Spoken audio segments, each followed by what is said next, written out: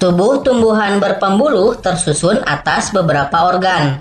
Secara umum, organ penyusun tumbuhan berpembuluh dapat dikelompokkan menjadi organ vegetatif dan organ generatif. Organ vegetatif merupakan organ tumbuhan yang berfungsi untuk mendukung pertumbuhan dan perkembangan tumbuhan, terutama berguna untuk penyerapan, pengolahan, pengangkutan, dan penimbunan zat-zat makanan. Organ vegetatif tumbuhan berpembuluh terdiri atas akar, batang, dan daun. Organ generatif merupakan organ tumbuhan yang berfungsi dalam proses perkembangbiakan secara generatif atau seksual, didahului oleh peristiwa perkawinan. Pada tumbuhan berbiji tertutup, angiosperme, organ generatif terdiri atas bunga, buah, dan biji.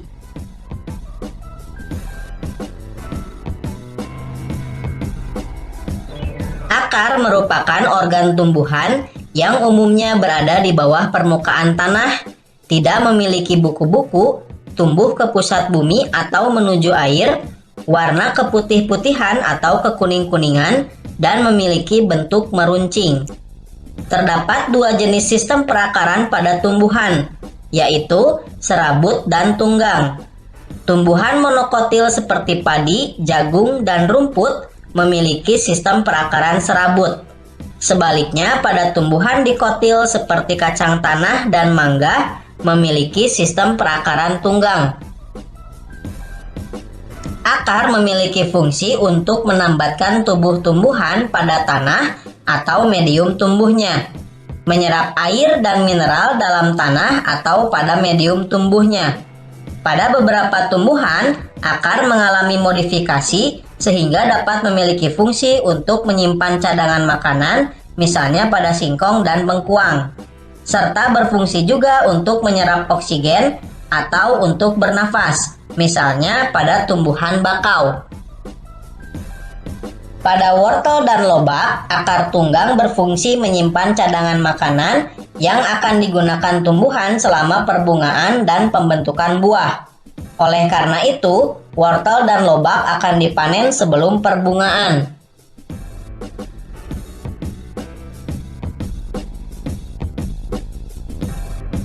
Pada umumnya, tumbuhan yang kamu lihat memiliki batang yang berdiri tegak di atas tanah serta mendukung cabang, daun, dan bunga. Batang umumnya berbentuk panjang bulat seperti silinder, memiliki ruas-ruas atau internodus yang masing-masing dibatasi oleh buku-buku atau nodus. Pada nodus inilah tempat melekatnya daun dan tunas. Batang memiliki banyak fungsi, antara lain menyokong bagian-bagian tumbuhan yang berada di atas tanah, dan sebagai jalan pengangkutan air dan mineral dari akar menuju daun, dan jalan pengangkutan makanan dari daun ke seluruh tubuh tumbuhan. Batang tumbuhan monokotil memiliki ruas-ruas batang yang terlihat jelas, sedangkan batang tumbuhan dikotil, ruas-ruas batang tidak terlihat jelas. Pada beberapa tumbuhan, batang dapat mengalami modifikasi dan berfungsi sebagai tempat menyimpan cadangan makanan, misalnya pada tumbuhan tebu.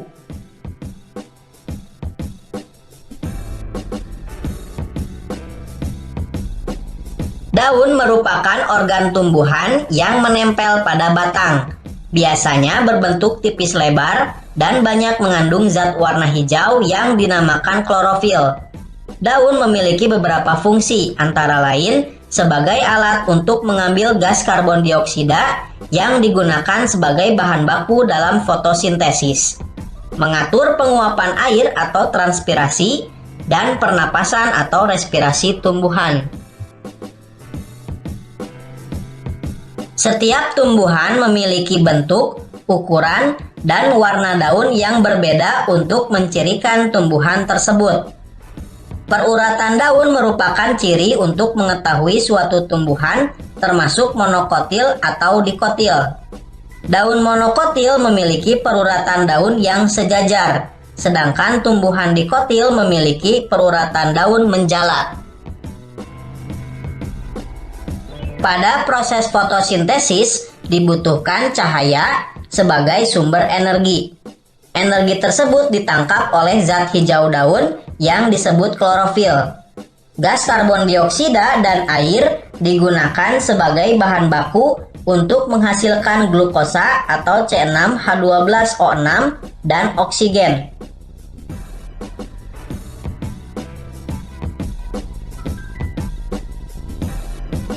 Bunga merupakan alat reproduksi generatif pada tumbuhan.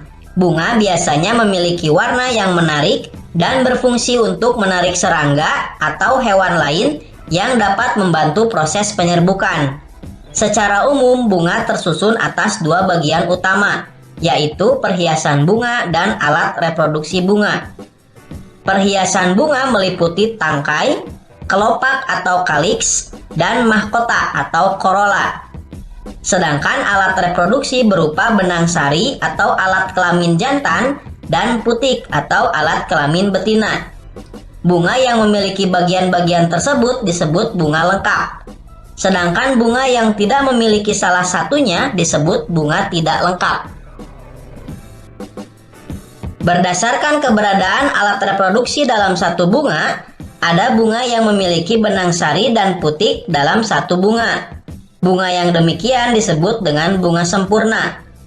Namun ada juga bunga yang hanya memiliki satu alat kelamin saja dalam satu bunga, benang sari saja atau putik saja.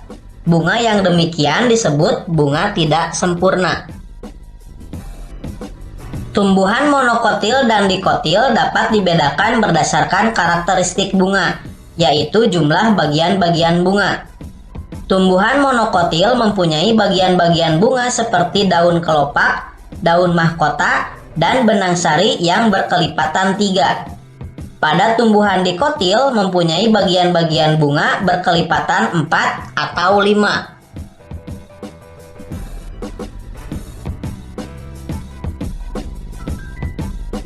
Salah satu bagian dari bunga yaitu putik atau pistilum.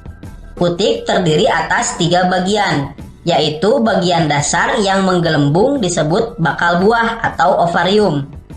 Bagian yang memanjang disebut tangkai putik atau stilus, dan kepala putik atau stigma. Di dalam bakal buah terdapat satu atau lebih bakal biji atau ovul. Pada perkembangan selanjutnya, bakal buah akan berkembang menjadi buah, sedangkan bakal biji akan berkembang menjadi biji.